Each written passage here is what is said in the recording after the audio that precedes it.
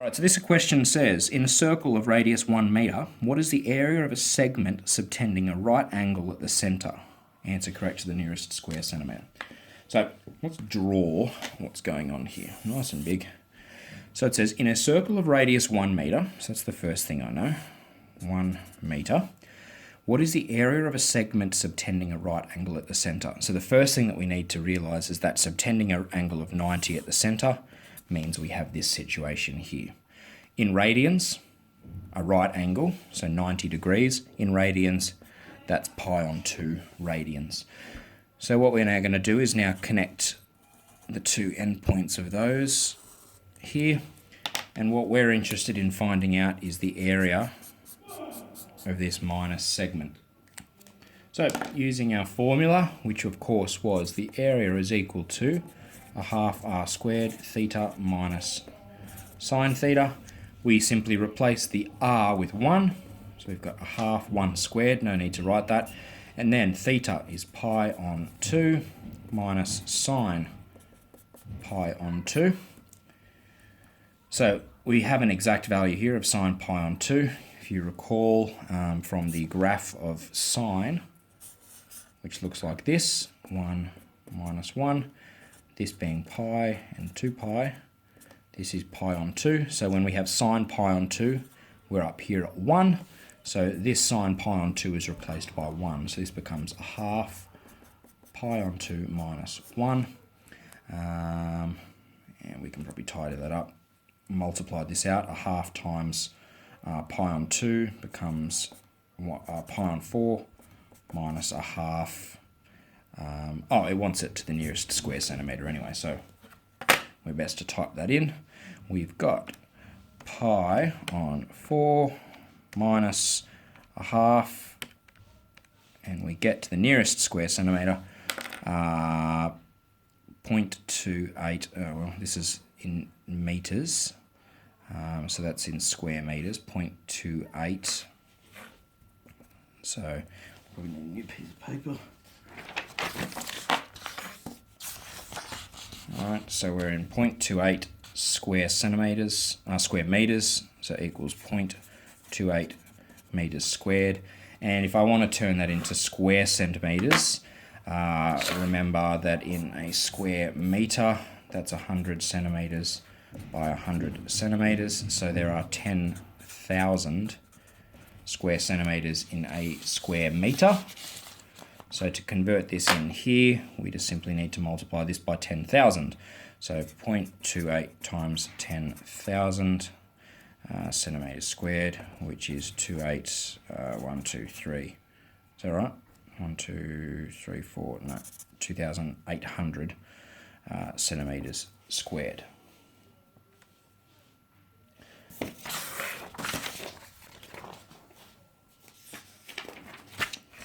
Okay. Next question says, find the lengths of the minor and major arcs formed by two radii of a circle of radius 6 metres meeting at 150 degrees. So we've got a bit to do. This question is all about this difference between minor and major. So the situation that we have for part A, we have 150 degrees at the centre. So that's going to look something along the lines of this, not to scale again. 150 degrees at the centre, we need to convert that into radians. So 150 degrees times pi on 180, that turns into 150 pi on 180. Okay, simplify the fraction, 150 on 180. We get 5 pi on 6, so 5 pi on 6. And if we need to create the entire 2 pi, so the full circle is 2 pi, we've got 2 minus 5 on 6 to give us 7 pi on 6. Okay, adding those two together, 7 pi and 5 pi combined to give 12 pi, over 6 gives us 2 pi. So the full rotation of that is 2 pi. So part A is talking about the minor and major arcs. The red one, that's the minor arc, and this guy here is the major arc, so we need to determine those lengths.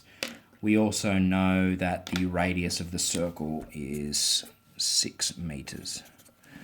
Okay, so using our arc length formula, L equals R theta.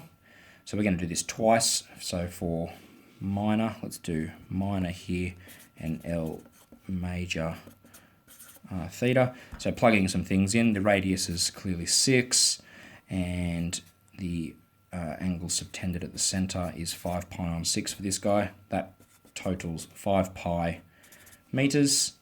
And this guy, doing the same argument, 6 times 7 pi on 6 becomes 7 pi meters. Okay? And as we expect, if we were to add those two together, we get 12 pi.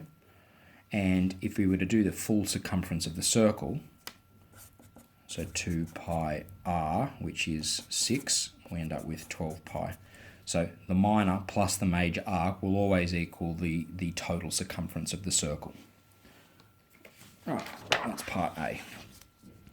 Part B says find the areas of the minor and major sectors. Okay, so very similar question. However, this time, and we remember our angles were 5 pi on 6 and 7 pi on 6, and the radii were 6 meters.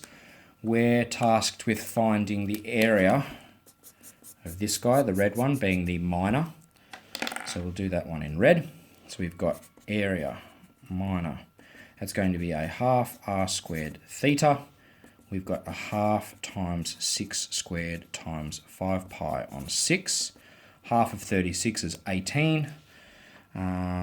So we've got, this will be 18 times 5 pi on 6. 18 and 6 will cancel to give 3. This will be 15 pi meters squared. So now I'll, in blue, do the major. We've got a half r squared theta. That's a half 6 squared times 7 pi on 6. So this time we have 18 times 7 pi on 6. And again, that'll become 3. This will be 21 pi meters squared. So again, let's have a look at what's going on here. We're going to add these two together. 15 and 21 gives us 36 pi. And if we were to conclude, well, if we were to look at the entire total area of the full circle, we've got area equals pi r squared, which is pi times 6 squared, which is 36 pi. So again, we've seen that the area of the minor and major sectors added together is going to give us the area of the total circle. Moving on. Part C says find the areas of the major and minor segments. So, getting a bit repetitive. Worst circle yet. Our minor and major segments. That angle is 5 pi on 6. This angle is 7 pi on 6. And again, we are wanting to go to our formula. So this is the minor. So we've got a half r squared theta minus sine theta. Our angle, of course, is 5 pi on 6. So we have a half 6 squared. So times 6 squared. Theta is 5 pi on 6 minus sine of 5 pi on 6. So we've got half of 36. We've got 18. 5 pi on 6. Now we want to find our exact value here of sine 5 pi on 6. So this is a quadrant diagram situation. 5 pi on 6, clearly we know that it's 150 degrees, so it's in the second quadrant. The related angle is pi on 6. We are in the sine positive quadrant, so we know that this result has a positive value. It's related to pi on 6, which is the same as 30 degrees, and sine of that is a half. So this works out to be that. Now, expanding this, we are going to get 15 pi. It's the 18 and the 6 simplify to give 3. 3 times 5 is 15. And then minus 9. And this will be meters squared. All right. Let's do the blue section. So we have area equals a half r squared theta minus sine theta. This time we have a half times 6 squared, 7 pi on 6 minus sine of 7 pi on 6. Quadrant diagram. 7 pi on 6 as a radian, as a degree, 7 times 180 divided by 6 is 210. So this guy belongs down here. And again, the related angle is going to be pi on 6 radians. This time we are in a quadrant where sine is negative. So this is going to have a negative result. And again, it will be half. So this time we have a half times 6 squared, which is going to be 18. 7 pi on 6 minus a half. So it'll be plus a half. So totaling all this up, we're going to get 18 and 6 are going to become 3. 3 times 7 is 21 pi. And then a half times 18 is 9 meters squared. All right. Almost there. Last part of the question says find the length AB correct to the nearest centimetre.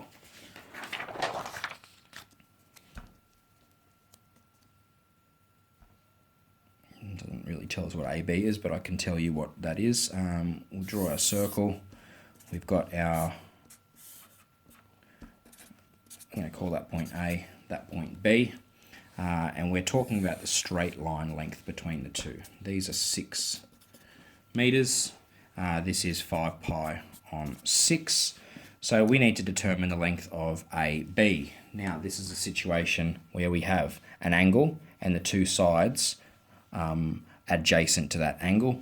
So this is a cosine rule question for the side length. And recall, and again this will be on your formula sheet, the formula for that is given by this, where we can equate the angle C with 5 pi on 6, the A and the B with 6 each.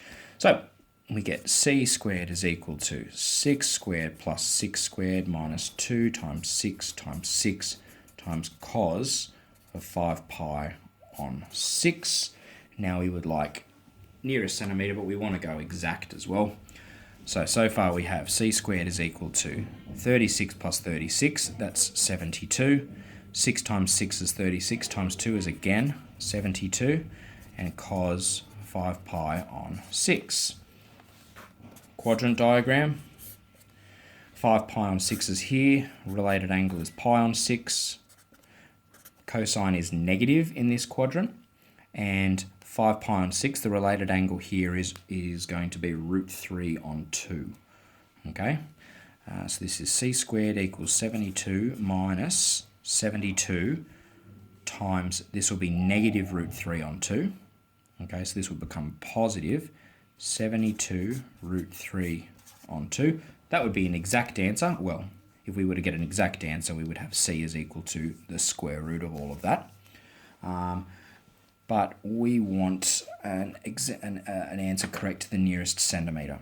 So let's plug this in.